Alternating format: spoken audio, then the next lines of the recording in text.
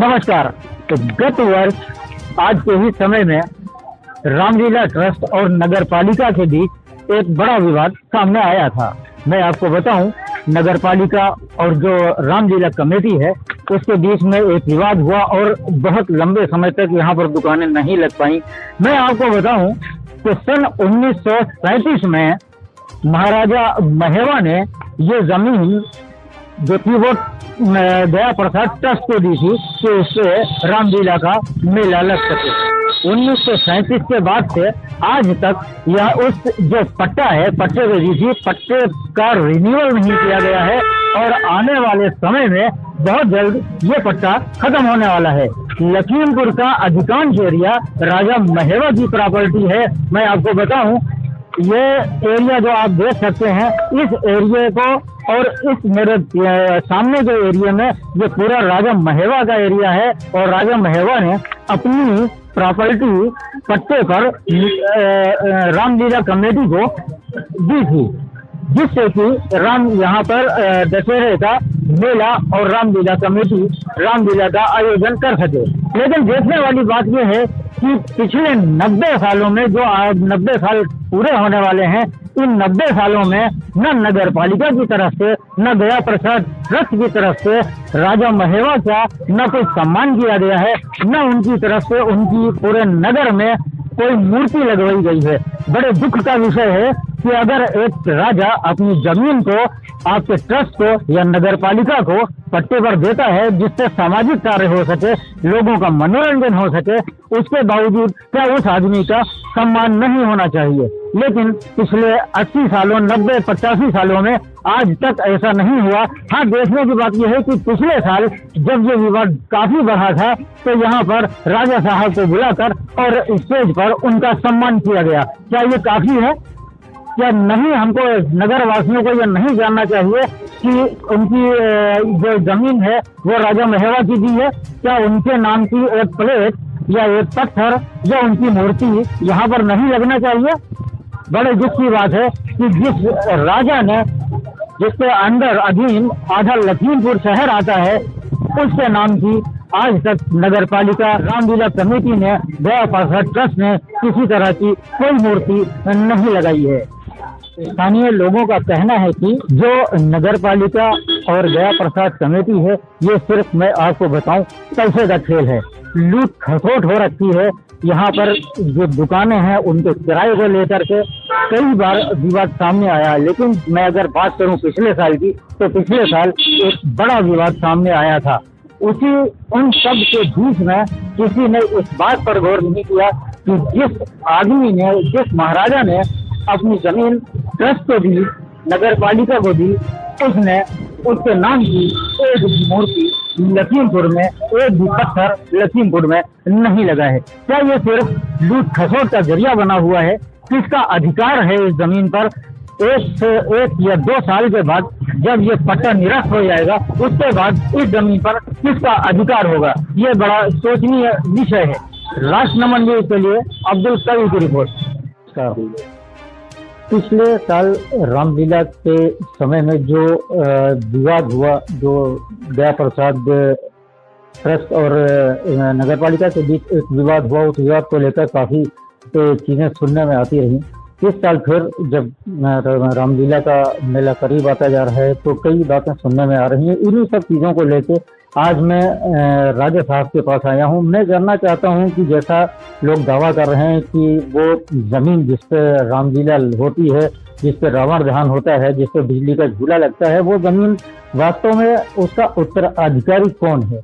क्या वो नगर पालिका के लिए है या वो दया प्रसाद ट्रस्ट के पास है? इन्हीं सब सवालों के साथ आज मैं मौजूद हूँ राजा गजेंद्र सिंह जी के पास और मैं आपको थोड़ा सा परिचय करा दूँ। राजा उपेंद्र बहादुर सिंह, जिनको हम राजा सुरसिंह जी के नाम से जानते हैं, जो महेवा स्टेट के राजा हुआ करते थे, उनके छोटे पुत्र राजा गजेंद्र सिंह जी इस समय मेरे साथ हैं। आइए हम उनसे बात करते हैं और जानेंगे कि जमीन की जो उत्तराधिकारी है उसकी वास्तविकता क्या है। तो स्वागत है आपका मेरे न्यूज़ चैनल राष्ट्र नमन पे। और मैं जानना चाहूँगा कि पिछले साल जो विवाद हुआ था, जो दया प्रसाद ट्रस्ट और नगर पालिका के बीच, जमीन को लेके कि उनका दावा था कि ये जमीन नगर पालिका की है और यह ट्रस्ट कह रही थी वो मेरे पास। इसकी इसकी असलियत क्या है, क्योंकि आप राज फैमिली से हैं तो आपको ज़रूर आपसे मैं जानना चाहूँगा इस बारे में। लखीमपुर शहर में जितना भी नॉन जेडे एरिया है वो हमारी रियासत का है। जो मेला कमेटी के पास जो ज़मीन है वो 1937 में इनको पट्टा किया गया था, लेकिन इस वक्त नगर पालिका और निपुल सेठ दोनों अपने आप को मालिक घोषित कर रहे हैं इस ज़मीन का। नहीं, ये किस तरह से अपने आप को मालिक घोषित कर रहे हैं? आपने जो पट्टा किया था क्या वो नगर पालिका के नाम था या गया प्रसाद ट्रस्ट जो नगर रामलीला करवा रहे उसके नाम था? यही बात तो ये दोनों पक्ष छुपा रहे हैं। दोनों ही अपना अपना दावा करके इस चक्कर में हैं कि किसी तरीके से हम उस जमीन पे काबिज हो जाएं। जैसे हकीकत ये है कि ये ज़मीन रामलीला गया प्रसाद ट्रस्ट को और नगर पालिका दोनों को ही सीध दी गई थी कि ये मेला सुचारू रूप से चलता रहे। नगर पालिका इसकी व्यवस्था करे और वो रामलीला का मंचन करवाए।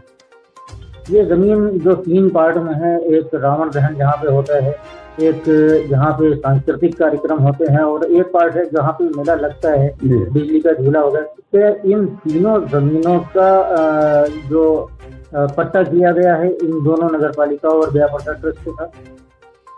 जो जिस हिस्से में रामलीला का मंचन होता है, रावण फूंका जाता है, ये पार्ट में अधिकार इनको है, नगर पालिका और गया प्रसाद ट्रस्ट दोनों को। शुरुआत में मेला इतना बड़ा नहीं लगता था जब कभी रामलीला शुरू हुई है। वो साइड में थी बाग, तो जब ये मेला दुकानें लगने लगी तो उसके लिए बाग का जो है पट्टा अलग से किया गया था इनको, गया प्रसाद ट्रस्ट को, जिसमें इन्होंने हेरफेर करके अपना नाम चढ़वा लिया है, जबकि वो खतौनी नॉन जेडे की है। नॉन जेडे का मालिक जमींदार ही होता है, आम नागरिक उसका मालिक नहीं हो सकता है। उसकी खतौनी हमारे पास मौजूद है, तो उसमें बाकायदा ये बागदार के तौर पर तो दर्ज हैं, लेकिन ये मालिक नहीं हो सकते उस जमीन के। तो जो ये बाग है ये भी महवा स्टेट की बाग है और इसका भी पट्टा आपने किया था क्या? जब से आपने ये पट्टा किया है उसके बाद से इसका रिन्यूअल हुआ है किसी तरह से नगर पालिका के द्वारा या गया प्रसाद ट्रस्ट के द्वारा? रिन्यूअल कभी इन लोगों ने नहीं कराया। जेडे और नॉन जेडे के बारे में थोड़ा सा मेरे दर्शकों को बताएं जिससे उनको ये समझ में आ सके कि जेडे और नॉन जेडे क्या है। देखिए, शहर में जो कंप्यूटर पे खतौनी निकलती है वो जेडे की होती है। जेडे वो भूमि है जो कभी नगरीय सीमा के अंतर्गत खेती वाली जमीन थी, जो एवोल्यूशन के बाद समाप्त कर दी गई, हमारे अधिकार से समाप्त कर दी गई। जो हमारे काश्तकार थे वही उसके भूमिधर बना दी गई। नॉन जेडे वो एरिया है, नॉन जेडे का फुल फॉर्म ही होता है नॉन जमींदारी एवोल्यूशन। यहाँ पे आज भी जमींदारी का उन्मूलन नहीं हुआ है।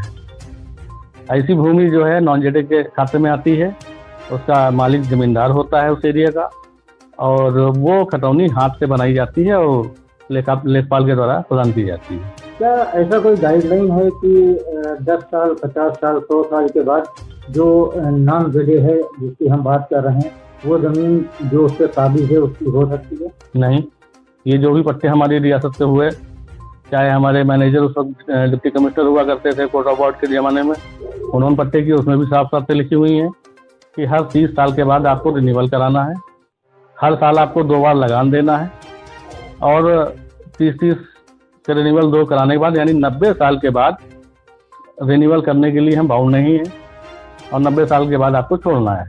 अच्छा, ये जो आपने बताया कि 1937 में आपने पट्टा किया था, इसके बाद से किसी तरह का कोई रिन्यूअल नहीं किया था जी, तो अभी कितना समय उसमें बाकी है और उसके बाद आप क्या किस तरह से इसको देखते हैं? ये 1927 में इनका पट्टा पूरा हो जाएगा। 1927 में, यानी कि अभी 2 साल बाकी है। उसके बाद आप किस तरह से देखते हैं कि आप नगर पालिका से या जो वहाँ पे रामलीला ट्रस्ट है उसके साथ में आप आगे जाना पसंद करेंगे? देखिए, उद्देश्य तो हमेशा से हम लोगों का यही रहा कि ये कार्यक्रम धार्मिक भी है, सामाजिक भी है, ये निरंतर चलता रहे। इसमें ज़मीन का या उसका कोई लाभ का हम लोगों को उद्देश्य था ही नहीं, तो अभी भी यही चाहेंगे कि इसी तरीके से ये मेला चलता रहे। और लेकिन ये जिस तरीके से इसमें अनियमितताएं हो रही हैं, तो अभी सोचना पड़ेगा कि इन लोगों को किन शर्तों के साथ बाउंड करते हुए हम अगली बार रिन्यूअल करें। क्योंकि रिन्यूअल अब नहीं होगा, अब फ्रेश पट्टा होगा इनको, क्योंकि 90 साल की मियाद पूरी हो गई। अब ये रिन्यूअल इस पार्ट का नहीं होगा जमीन का। अच्छा, हर साल ये जो किराया वहाँ पे दुकानों का आता है या जो लाइट का तो फिर गवर्नमेंट को जाता है, जो भी किराया वहाँ पे आता है वो उसमें से कुछ आपको भी आता है या जो ट्रस्ट है उसमें, उसका क्या सिस्टम है, थोड़ा सा आप बताएंगे? नहीं, ये जब से मेला लगना शुरू हुआ हम लोगों की तरफ से, हमारी रियासत की तरफ से ये फ्री ऑफ कॉस्ट दिया गया था इनको कि आप जो भी मेले में आमदनी होगी, व्यवस्था में खर्च होगा, वो आप खुद ही लेंगे। हमारी तरफ से फ्री ऑफ कॉस्ट है ये। हाँ। पिछले साल जब रामलीला का सांस्कृतिक कार्यक्रम शुरू हुए तो आपको वहाँ पे सम्मान दिया गया, आपको स्टेज पे बुलाया गया जी। और वहाँ से एक बात ये कही गई, जो मेरे अध्यक्षा हैं मेरा श्रीवास्तव जी, कि आने वाले समय में आपके परिवार के लोगों की वहाँ पे मूर्ति लगाई जाएगी, जिससे आम जनता को ये पता चले कि ये राजा जी हैं और इन्होंने ये जमीन यहाँ पे, इनकी जमीन पे इस तरह का मेला हो रहा है, रामलीला हो रहा है। क्या उसके बाद से नगर पालिका ने आपसे किसी तरह का कोई कांटेक्ट किया है या उसके लिए कोई आपसे बातचीत हुई है? नहीं, ये पिछली बार आश्वासन दिया जरूर गया था, लेकिन उस पर कोई कार्रवाई होते तो दिखाई नहीं देती। और पिछले साल चूंकि वो हीरा जी कमजोर पड़ रही थी विपुल सेठ के सामने, तो हमने ही उनको ये डॉक्यूमेंट्स दिए जिससे उनके हाथ मजबूत हुए। नहीं तो नगर पालिका पिछली बार तो बैकफुट पे आ गई थी, वो यहाँ से हटाना चाह रहे थे मेला, फिर हमसे लिखित परमिशन भी ले गई। अब क्योंकि वो स्टैंड कर चुकी हैं उस चीज़ पे, तो इस बार कोई उनको जरूरत ही नहीं समझी कि हमसे संपर्क करें या हमारा कोई जो है काम करें। वो कैसा लगता है आपको कि आपके जो दादा हुए, आपके जो पिताजी हुए, उनकी इतनी बड़ी स्टेट थी, महवा स्टेट, और उन्होंने न जानो लखीमपुर में कितनी ज़मीनें हैं और आपने इतनी बड़ी ज़मीन एक ट्रस्ट को दी धार्मिक कार्य के लिए, उसके बाद भी आज तक लखीमपुर में कहीं पे कोई प्लेट, कोई पत्थर, किसी रोड या कहीं पे कोई मूर्ति नहीं है। कैसा आप सोचते हैं? तो निराशा तो जरूर होती है, क्योंकि जब कुछ समाज के लिए इतना कुछ करता है आदमी, तो उम्मीद ये करता है कि सम्मान तो मिलबे करे। तो होता ही है कि जब हमारे पूर्वजों के द्वारा इतना योगदान शैक्षणिक और धार्मिक और सभी क्षेत्रों में, सामाजिक क्षेत्रों में किया गया है, योगदान दिया गया है, तो सम्मान तो थोड़ा बहुत होना चाहिए। हालांकि पुराने लोग जानते थे तो वो लोग सम्मान करते थे, लेकिन अब नई पीढ़ी को तो पता भी नहीं क्या योगदान है। अच्छा, ऐसा भी सुनने में आया है कि ये जो मेले मैदान से घड़ी की तरफ जो रोड आई है, उस रोड को आपके राजा साहब के नाम से आश्वासन दिया गया था कि इसको वहाँ पे बनाएंगे, लेकिन उसके बारे में भी क्या कोई कार्रवाई हुई है अभी तक? ये बरसों पहले अवधेश मिश्रा जी जब चेयरमैन थे, तो उन्होंने एक लेटर इस पे इशू किया था, आदेश कि इस रोड का नाम स्वर्गीय उपेंद्र बहादुर सिंह मान रखा जाएगा, उसे पत्थर लगाया जाएगा। लेकिन उसके बाद से ये मामला अदालत में लटका हुआ है, आज तक उसे पत्थर नहीं लगाया गया। पिछले साल लीला जी ने भी आश्वासन दिया, लेकिन अभी तक तो नहीं लग पाया है। अच्छा, लखीमपुर में बहुत सी जगह ऐसी हैं, बहुत से, जैसे मैं अगर बात करूं विलोबी मेमोरियल हॉल की, ये अंग्रेजी कैरेक्टर है यहाँ पे जिसने लखीमपुर वासियों पे बहुत जुल्म किया, लेकिन आज भी वो विलोबी मेमोरियल हॉल के नाम से जाना जाता है। और इसी तरह से एक चौराहों के नाम बदल दिए गए, वो अंग्रेजी नाम से रख दिए गए। क्या आपको नहीं लगता है कि जो लखीमपुर की जो पुरानी हस्तियां हैं, जो राजा हैं या जो कवि हैं या इस स्वतंत्रता संग्राम सेनानी हैं, उनके नाम से कोई चौराहा या कोई रोड होना चाहिए? जैसे मैंने एक रोड देखी ईदगाह में महमूद हसन, तो मैं आपसे जानना चाहूँगा कि इनका कुछ योगदान था इसमें या नहीं था, या किस तरह से आप इसको देखते हैं कि स्वतंत्रता संग्राम सेनानी की जगह अंग्रेजों के नाम से चौराहे बनाए जा रहे हैं? देखिए, अब उनके बारे में तो मुझे नहीं जानकारी है कि उन्होंने क्या योगदान दिया। अब जिसका जहाँ पे अपना नेताओं से संपर्क हो पाया, जो उन्होंने अपने हिसाब से नाम रखवा लिए। जबकि शहर का मुख्यालय बनाने में योगदान ही महवा रियासत का है, नहीं तो ये छोटा सा गांव हुआ करता था और जिला होता था मोहम्मदी। इस जिले को मुख्यालय बनाने में हमारे पूर्वजों का योगदान है। तो पहली नगर पालिका जो गठित की गई 1910 में, उसके फाउंडर चेयरमैन हमारे ग्रेट ग्रैंडफादर को बनाया गया, राजा राजेंद्र बहादुर सिंह को।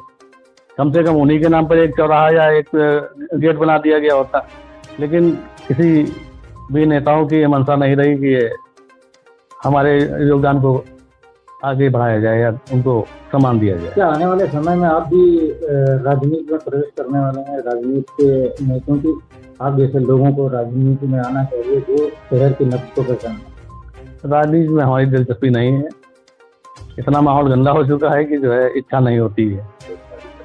हालांकि हम लोग अपने स्तर पे अपने गांव क्षेत्र के लोगों की मदद तो करते ही रहते हैं, जो भी कर सकते हैं उनके लिए।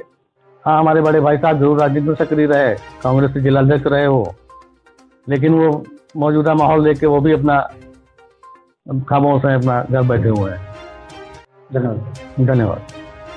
तो जैसा आपने देखा, मैंने राजा साहब से बात की, उन्होंने सारी चीज़ें जो भी थी वो क्लियर कर दी कि ये इनको पट्टा किया गया था 1937 में, और उसके बाद किसी तरह का कोई रिन्यूअल नहीं किया है। जो आने वाले 2027 में वो पट्टा खत्म हो जाएगा, लेकिन वो इतना आहत है इस चीज़ से कि आज तक पूरे नगर में एक छोटा सा चौराहा, एक सड़क पे कहीं भी राजा साहब के नाम से, जिन्होंने धार्मिक कार्य के लिए, सामाजिक कार्य के लिए, लोगों के मनोरंजन के लिए इतनी बड़ी जमीन दे दी, और उसके बाद भी आज तक उनको किसी को भी शहर में ये बात पता नहीं है कि ये ज़मीन किसने दी है। लोग अपने अपने दावे करते हैं, लेकिन आज मुझे ये आप लोगों को बताते हुए अत्यंत हर्ष हो रहा है कि राजा साहब ने अपनी ज़मीन, जो शहर के बीचों बीच स्थित है, उस ज़मीन को जनता को सौंप दिया, जनता के मनोरंजन के लिए, धार्मिक कार्य के लिए। राष्ट्र नमन के लिए अब्दुल कवि की रिपोर्ट।